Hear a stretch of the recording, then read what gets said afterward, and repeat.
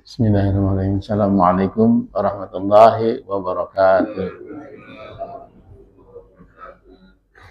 Alhamdulillahirabbil alamin. Wassalatu wassalamu ala nabiyina Muhammadin wa ala alihi wa sahbihi ajma'in. La haula wala quwwata illa billahil azim. Rabbi shrah li sadri wa yassir li amri wahlul 'uqdatam min lisani yafqahu qawli. Amma ba'd. Jamaah salat subuh yang dimuliakan Allah SWT, mari kita senantiasa memanjatkan puji dan syukur kita kepada Allah SWT yang telah begitu banyak memberikan nikmat kepada kita, diantaranya tentunya nikmat iman, nikmat Islam, serta nikmat yang juga sering kita lupakan adalah nikmat sehat dan nikmat kesempatan, sehingga kita bisa melaksanakan sholat subuh secara berjamaah di Masjid Al-Muhajirin. Salawat keliling salam kita haturkan kepada junjungan kita, uswatun hasanah, manusia teladan yang terbaik di muka bumi ini, yaitu Nabi Muhammad Sallallahu Alaihi Wasallam, serta seluruh keluarga, sahabat, dan umatnya yang tetap istiqomah melaksanakan syariat Islam sampai akhir zaman nanti. Jamaah salat subuh yang dimuliakan Allah SWT, sebelum kita memulai kajian kita pagi hari ini, mari kita doakan pada kedua orang tua kita yang telah mendahului kita, pada saudara-saudara kita, sahabat, kerabat, tetangga kita yang juga telah mendahului kita. Semoga Allah SWT ampuni mereka dan menempatkan mereka di sisi Allah sebagai tempat terbaik. Demikian juga kepada kedua orang tua kita yang masih hidup, saudara, kerabat, tetangga kita yang mungkin pagi-pagi hari ini diberikan cobaan Allah SWT berupa sakit. Semoga Allah SWT sembuhkan mereka. Kemudian bagi mereka yang pagi hari ini juga diberikan cobaan, semoga Allah SWT berikan jalan keluar untuk menghadapi cobaan ini dengan jemaah salat subuh yang Allah SWT. Allah Subhanahu wa taala berfirman di dalam penggalan Quran surat Al-Isra surat 17 ayat ke-7 yang bunyinya, A'udzubillahi minasyaitonirrajim, in ahsantum ahsantum li anfusikum wa in ahsantum falaha. Jika kamu berbuat baik, berarti kamu berbuat baik untuk dirimu sendiri. Dan jika kamu berbuat jahat, maka kerugian kejahatan itu untuk dirimu sendiri. Jadi ahsantum li anfusikum. Jika kita berbuat baik, berarti kita berbuat baik untuk diri kita sendiri. Dalam tafsir Kementerian Agama Republik Indonesia, ayat ini ditafsirkan bahwa jika kita berbuat baik dengan menaati perintah Allah Subhanahu wa taala dan Rasulnya, serta melakukan kebijakan kepada sesamanya, berarti kita telah berbuat baik untuk diri kita sendiri. Karena balasan yang kita peroleh dari kebaikan itu tadi.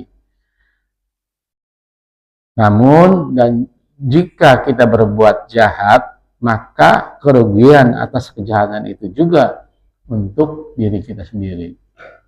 Karena akibat dari kejahatan yang kita lakukan itu. Jadi kejahatan itu akan menimpa kita sendiri. Dalam hal ini saya ambil, kalau misalnya para jamaah pernah belajar mengenai fisika, ada prinsip fisika yang memunculkan hukum di mana ada hukum kekekalan energi yang menyatakan bahwa energi itu tidak dapat diciptakan atau dimusnahkan, melainkan hanya dapat berubah bentuk atau berpindah dari satu sistem ke sistem lainnya. Ini mungkin para jamaah yang mengenal prinsip fisika ini sudah hafal tuh, biasa hukum energi itu ya, kekekalan energi itu seperti itu ya. Nah, dalam perspektif Islam, hukum kekekalan energi ini dalam bentuk fisika tadi adalah bagian dari tanda-tanda kebesaran dari Allah Subhanahu wa taala. Di mana Allah Subhanahu wa taala menciptakan dan mengelola segala sesuatu sesuai dengan hukumnya. Dan hanya Allah lah yang berkuasa untuk menciptakan dari ketiadaan, dan Allah juga yang meniadakan. Nah, konsep ini sering disandingkan dengan hukum kekekalan kebaikan atau energi spiritual dalam kehidupan sehari-hari. Seperti misalnya kita contohkan dampak sedekah yang pada akhirnya akan menghasilkan energi kebaikan dan perubahan positif bagi penerima dan pemberi. Sesuai dengan firman Allah tentang memberi dan menerima.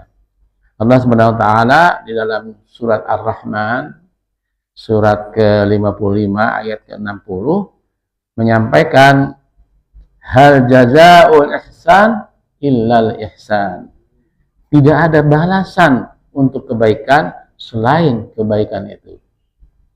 Mari kita simak pernyataan Allah dalam surat Al-Baqarah misalnya surat kedua ayat 195. Allah Subhanahu wa taala berfirman, wa anfiqu fi sabilillahi wa la tulqu bi aidikum illal tahlukati wa ahsinu innallaha yuhibbul muhsinin.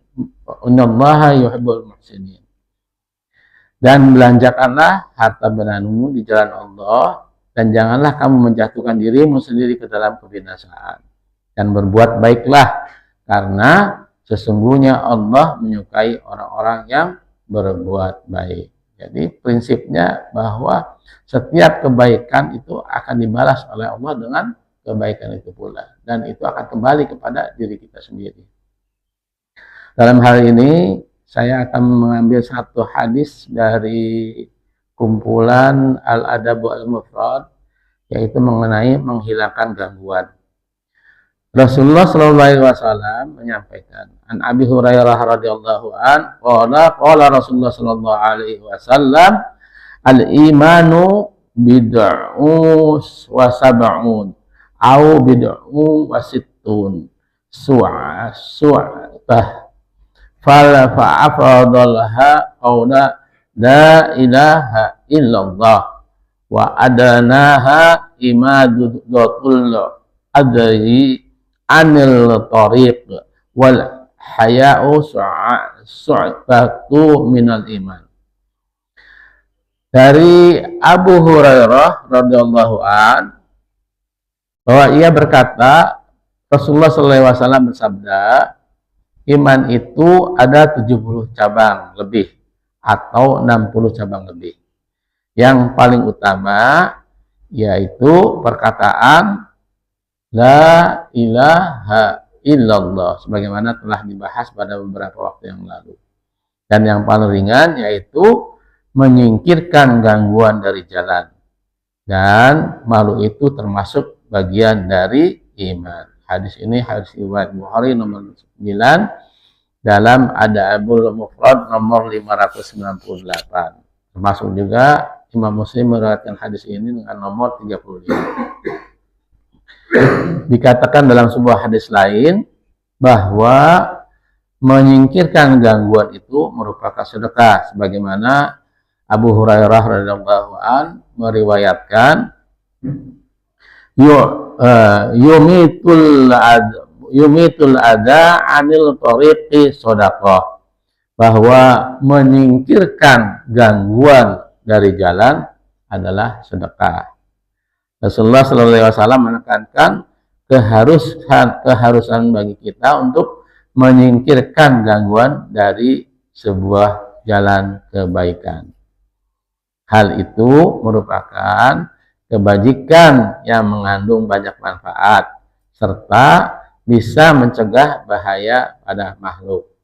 Dikatakan juga yang termasuk mengganggu jalan kaum muslimin adalah bila ada orang parkir mobil atau motor atau berhenti sembarangan misalnya, kemudian menutup jalan orang yang lewat. Dengan begitu seseorang tentunya harus berpikir bahwa itu adalah salah satu yang mengganggu jalannya kaum muslimin untuk melewati itu. Dengan begitu seseorang harus parkir pada tempatnya dan tidak boleh mengganggu jalan bagi kaum muslimin. bukan hanya kaum muslimin, bagi siapapun juga yang melewati jalan itu ketika jalannya terganggu, maka itu merupakan bagian dari ketidakharmonisan dalam sebuah hubungan komunal atau hubungan sosial. Menyingkirkan gangguan dari jalan kaum muslimin khususnya mempunyai banyak keutamaan. Yang pertama, bahwa menghilangkan gangguan dari kaum muslimin itu adalah sebuah bagian dari kebaikan. Sebagaimana tadi Allah Subhanahu wa taala berfirman, hal jazaa'ul ihsan illal ihsan. Jadi setiap kebaikan itu pasti akan Allah berikan balasan. Yang kedua, keutamaannya dari menyingkirkan gangguan dari jalan itu adalah memperlancar jalannya kaum muslimin sehingga tidak terjadi arus kemacetan dalam hal ini. Yang ketiga, keutamaan dari menyingkirkan gangguan itu adalah memudahkan orang untuk melewati jalan tersebut. Dengan jalan yang tidak macet atau lancar, maka orang akan cepat sampai pada tujuan yang dia lakukan pada pagi hari, kegiatannya pada hari itu.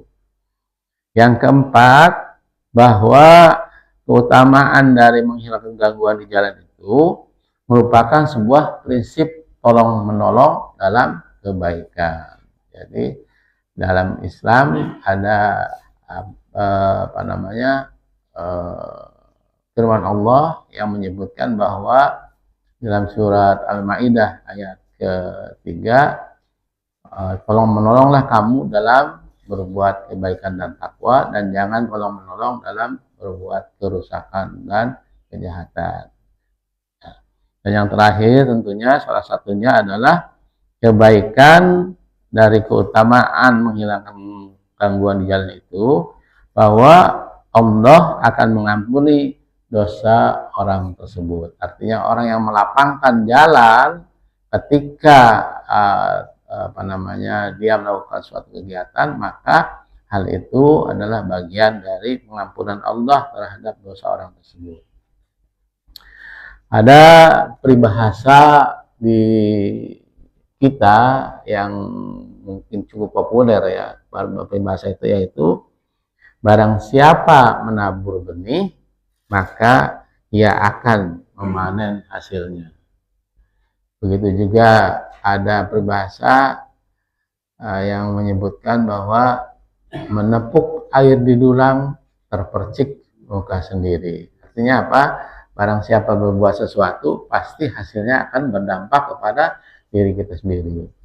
Nah, karena itu pada kesempatan pagi hari ini, mari kita niatkan untuk senantiasa berbuat kebaikan agar kita mendapatkan hasil dari kebaikan itu sendiri. Jangan mengharap pujian dari orang lain terhadap kebaikan yang kita berikan, tapi berniatlah untuk mendapatkan keikhlasan dan ridho dari Allah Subhanahu wa taala agar kita tidak kecewa. Karena apabila kita mengharapkan pujian dari orang lain, pasti ketika orang lain itu tidak memberikan pujian kepada kita, kita akan merasa kecewa. Sebagai manusia ya, tentunya kita merasa kecewa. Kenapa setiap kebaikan yang kita sampaikan tidak diberikan pujian atau penghormatan atau apresiasi dari orang-orang sekitar kita. Tapi mengharaplah kita kepada Allah, karena Allah lah yang akan membalas semua kebaikan-kebaikan kita. Jadi kita jangan sampai merasa bahwa kebaikan itu tidak ada artinya sama sekali. Sekecil apapun kebaikan yang kita lakukan dengan menghilangkan gangguan di jalan misalnya, itu adalah merupakan kebaikan yang insya Allah akan berikan pahala berlipat ganda kepada kita. Kenapa? Karena Allah adalah Maha Pemurah, Maha Pengasih, Maha Penyayang dan Maha. Nah, karena itu sekali lagi pada kesempatan pagi hari ini, mari kita senantiasa meniatkan diri kita untuk berbuat kebaikan. Apapun juga kebaikan yang kita akan lakukan, tentunya Allah itu Maha melihat dan Maha mencatat semua. Yang sampai kita lalui hari-hari ini tanpa kebaikan yang kita lakukan. Hatta sekecil apapun juga kita akan kebaikan yang kita lakukan pasti Allah akan melihat hasilnya.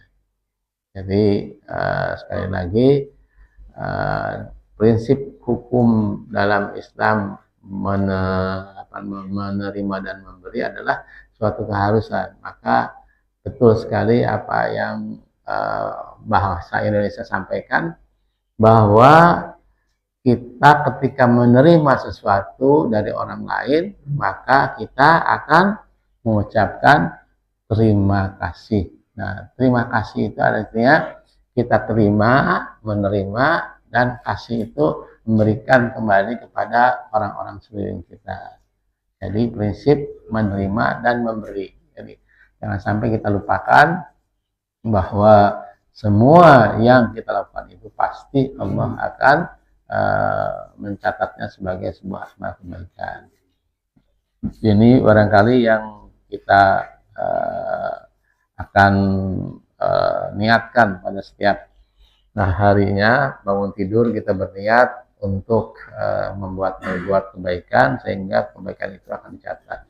Walaupun hanya berniat kemudian tidak dilaksanakan, tetapi Allah akan mencatat. Dalam hal mencatat kebaikan ini, Allah tentunya akan membalas dengan segala pahala yang kita lakukan, sepanjang kita niatnya hanya mencari keridhaan dan keikhlasan dari Allah Subhanahu wa taala. Itu saja barangkali yang bisa disampaikan pagi hari ini, mudah-mudahan bermanfaat. Mari kita tutup dengan doa kafaratul majelis. Subhanaka Allahumma wa bihamdika asyhadu an la ilaha illa anta astaghfiruka wa atubu ilaik. Assalamualaikum warahmatullahi wabarakatuh.